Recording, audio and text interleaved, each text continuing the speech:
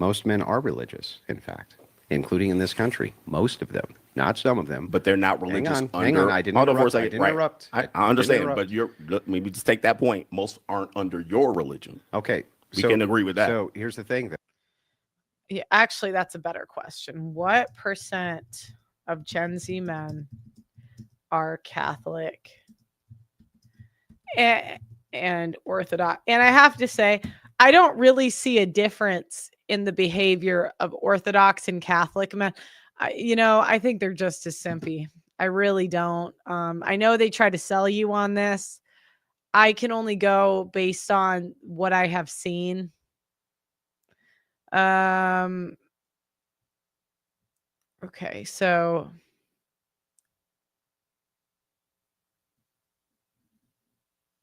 let's go back to here. But Catholicism and Orthodoxy is growing rapidly. And if it's the case that the ecclesiastical structure is already there, which it is, right? If you're going to cohabitate with a woman, the thing that you're offering right now is common law marriage anyway, if there's cohabitation at all. You're not protecting anybody. I don't think CGA, I think he says to stay away from women. I think he knows that most men will enter some sort of long-term relationship, but I don't think he suggests it. From that, at least under my model, it gives an ecclesiastical structure that's designed to prevent divorce by applying community pressure. That was the way it was always done. Apply the application of community pressure within the confines of the woman's social circle. Right now, do you agree with me, for instance, that many divorces happen because women like to yap? So you get a freshly divorced woman, and she's free. You go, girl. Girl power. And she starts talking to her little friends. And she starts telling them how liberating it is and how great it is and this and that. And this is why when women have divorced friends, their likelihood of divorce actually rapidly increases. It's for this reason. I agree with that. I agree. Divorce is contagious. So if it's the case that this social contagion is eliminated because now we have an ecclesiastical structure, an ecclesiastical authority, which won't grant it because you get ostracized from that social group through excommunication, for instance, or not being able to participate anymore with that community. I don't see that as a deterrent because there's always going to be women that are still there's always going to be the simps and the women that still deal with those women, pretty much always. I mean, you could argue that it could happen, but how long have they been Orthodox? Because I don't know. I think you have a different perspective when you've seen a religion over a 10 to 20 year period, because a lot of the people that you didn't think would get divorced, they end up getting divorced.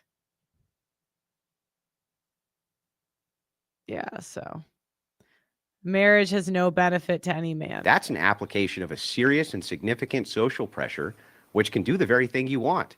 Bring back that great institution, absent the state, and it avoids this whole problem of common law marriage. Because if it's the case that you can be common law married anyway inside of a state, and they can get grounds for divorce on that anyway, then we actually need to have some social pressures to prevent them from doing that. So it sounds like we agree marriage is awesome for men. Divorce is terrible for them. So it seems like we should be attacking the divorce structure here, and it doesn't seem like you actually have anything to do that other than just avoid the thing that's great for you, because this other bad side effect could happen. I think it's, maybe Andrew does, but I don't think he does one-on-one coaching.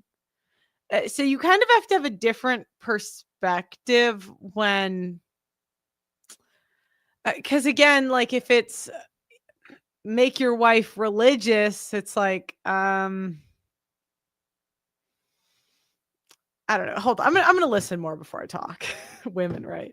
Thank you for the birthday wishes. Sure. That's like smoking cigarettes. So why don't we attack the bad side effect when we have the mechanism to do it? It's not if, we can do it now. Okay, so smoking cigarettes is the same analogy you're saying. Okay, here, cigarettes in this situation, we obviously know it has negative side effects, so you would avoid it. Now, here's the issue that I have with it. It sounds great on paper, but we can't travel to the land of make-believe. It sounds great. The majority of people probably wouldn't do it. And if you ask a guy, which this is an important part, they're not even prepared to even talk about that. They don't even know what divorce laws are. So you're asking. Okay, Andrew doesn't do coaching. He does put a $15 paywall behind his debates. Okay, blah, blah, blah. We're not trying to roast him. So, but and the reason I mentioned this is you kind of get in a different mindset. So I'll give you an example. There was an e-girl. She watches this, so she's going to know who she was. I saw her do a reaction that said you should be loyal to men during the talking stage. And I think that sounds really good. But I said, well, it depends. How long have they been talking? How often is he seeing you? Because I've seen women that are single because they're loyal to men that are never going to date them. So, I'm like, if he's seeing you once a month, no, don't be loyal to him. Go on more dates. I'm sorry. I'm just being honest. Like, you can't put all your eggs in that basket. Maybe if he ups it later. Okay, no slander of Andrew or CGA. This is me. We're reacting to the debate. We attack ideas, not people. So yeah. Okay, we're gonna keep going. Them to travel to the land of make believe under a marriage system that. Oh, sorry. But that's the difference between the girl. She said something idealistic where you say, well, you should only be loyal to one man at a time. And I'm like, okay, but if I had a girl talking to me, I would ask like 5 questions before I would recommend being loyal or not loyal. I'd say, well, how often is he seeing you? How old is he? What does he do? You need more information. Does that make sense? Does that make sense? It's like, yeah. It's just one is very pragmatic because you have to make decisions with what we are doing today, and one is idealistic, like we're talking about ideas, and these two conversations are like kind of going head to head. Small percentage of people use. No one uses it today. You might have said they used it to the past. Today that doesn't exist, so we can't travel to the land of make believe to make marriage work. Yeah, and again, this is the two parts for you.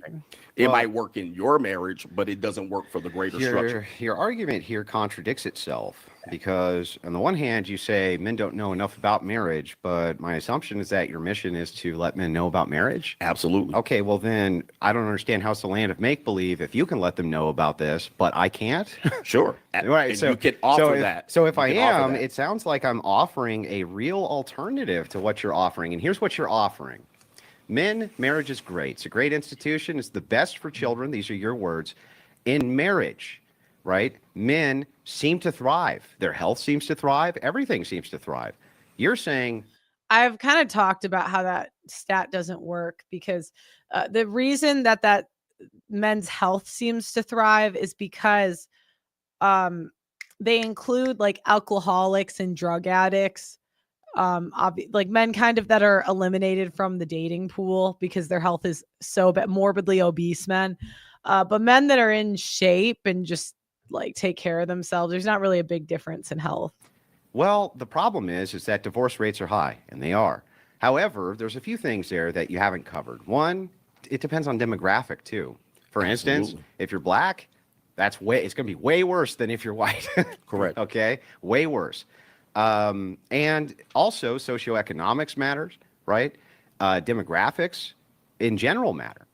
So you can do a lot, actually, including prenuptial agreements. You can have a prenuptial agreement with... Now, the challenge is the majority of women won't sign prenups. Like when polled. I have a video on this, how conservatives trick you into marrying modern women, where I kind of debunk a lot of the stats that are used. The ecclesiastical authority without the state even involved. And it seems like that would mitigate your risk to damn near nothing. Super chat. Andrew's whole premise is based on an idea that if you run into a non-state recognized marriage, you can't end up in divorce court. This is proven false. I don't think he says that. I think he says, if you're going to do it, then this is the way to do it. I mean, I think I'm just a little biased because I really like Andrew, but in his defense, you could argue that if you're going to do it, that is maybe the best way. But again, he's not like coaching men through this. So I just think when you're a commentator and you have to cover like 10 issues, there's just specifics that are more difficult for you to get in. Like, because I kind of stayed out of politics, I can cover dating a lot better. Like, I can talk about things that are more specific than people that cover a lot of things. And obviously for your job, you kind of have to know a lot about a lot of things, but I think that's where there's going to be a difference, because CGA's, I think he's working with these guys. I'm not positive, but I think he actually is.